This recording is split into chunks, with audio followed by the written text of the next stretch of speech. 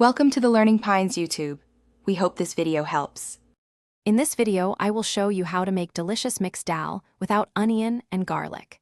This recipe focuses on natural flavors and aromatic spices, proving that you do not need these common ingredients for a rich, satisfying dish. We will begin by selecting a blend of 5 different dals, ensuring a diverse texture and taste.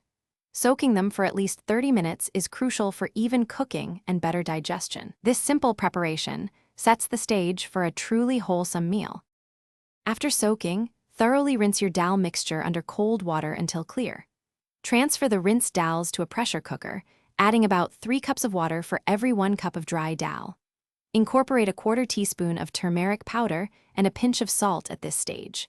Secure the lid and cook on medium heat for 3 to 4 whistles, or approximately 10 to 12 minutes, allowing the dals to become tender and perfectly cooked. Now let's prepare the aromatic tempering, or tadka, which is key to this dal's flavor. Heat 2 tablespoons of ghee or oil in a small pan over medium heat. Add 1 teaspoon of cumin seeds, a 1/4 teaspoon of asafoetida, and 2 dried red chilies. Once fragrant, add 1 tablespoon of finely grated ginger and 2 slit green chilies.